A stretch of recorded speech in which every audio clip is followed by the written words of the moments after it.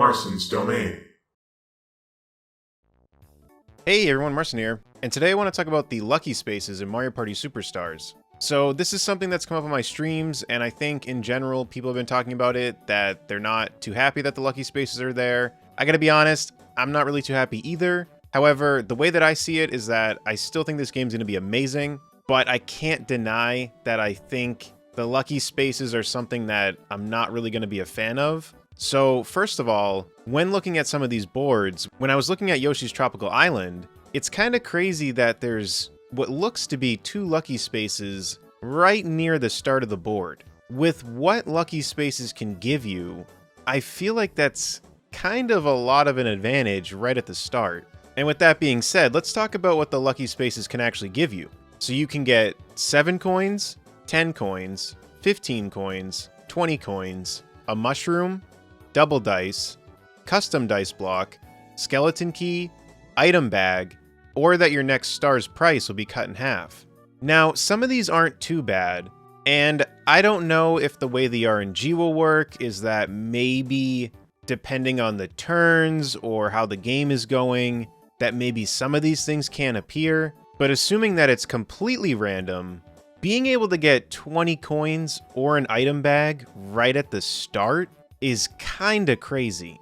Because if you get 20 coins right from the start, then you're pretty much guaranteed to be able to get the first star regardless of how minigames go. There's a few things that could happen, like paying the Thwomp toll in Yoshi's Tropical Island, but you're bound to land on a blue space and just get 3 coins anyway, so depending on how much it costs, you're probably going to make up for it to be able to buy a star. And if there weren't that many lucky spaces, getting 20 coins at the start, maybe it wouldn't be so bad. Because if you're not winning minigames and then you do buy the star, then how are you going to get another one? The problem comes in with the fact of how many lucky spaces there seems to be on these boards. There seems to be a decent amount, and that's where I kind of have a problem with it. Because if you're able to land on these a good amount, and you're constantly getting coins, then you're going to be able to steal stars from people with Boo, possibly getting really good items from the item bag. But with all that being said, let's talk about the flip side to this, because there's actually a chance that this doesn't really affect as much as it seems like, even when you take everything I just said into consideration. Because even if someone's landing on these quite a bit, and there's someone that's not really winning minigames, you gotta figure someone else is winning minigames and getting quite a bit of coins. So if they're landing on these too, then when you think about it, everyone's just kinda almost at the same level. It is still completely random though, so we don't know how many times people are going to be landing on this, if it's going to be more equal or not. With RNG, there's just no way to say for sure how it's going to go in terms of how many times people are going to be landing on these. But this is also where it could be a problem in the other direction. And this is where I just don't like these spaces at all. Because let's say the intent of these is to make it so that any skill level can have fun with the game. Now, I'm not opposed to that idea itself, but I'm opposed to that idea when it comes to how it's executed. And in this game, this is where I don't like how it's executed. Because even though it has the opportunity to help someone that may not be the best at the game, if they're not landing on those spaces, but someone that is good at the game is landing on those spaces, now they just have even more of an advantage than those that aren't that great at the game. So I feel like lucky spaces don't do anything that it seems like they're intended for. Because if the intent of these spaces are for those who aren't the best at the game, that's not going to work out if they're not landing on it and those who are good at the game are landing on it. And then it's also not fun for someone who is good at the game and someone just getting crazy lucky the entire time, and it feels like everything you did meant nothing. Now, I would like to make it clear, a part of Mario Party is the randomness and the craziness and the luckiness of the whole game. But if it's happening the entire game, you may end up being like, why? What was I even doing? Now, do I think it'll be that bad? No, just to make that clear. But I'm just giving all the examples of what this space could really be doing. So the final thing this space could do is adding some of those crazy moments.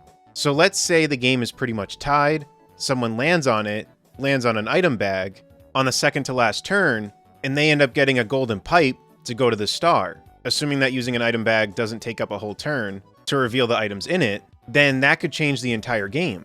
But then we can go back to the point of, is that fun though? It would be a crazy moment, and it would add to the randomness of Mario Party, but I think in terms of the fun factor, it's more fun for something like that to happen with Chance Time, where someone lands on Chance Time, and your stars are getting swapped around. I don't think it's as fun if it involves landing on a lucky space, when it already seems like there's quite a bit of lucky spaces already. I think that's my main problem. I think if there were lucky spaces, but there were like 3 on a board, I think I'd be fine with it. But it just seems like they're pretty easy to land on. And for what they can give you, I just think it's going to end up being more annoying than anything. Now, do I think they're game breaking? No.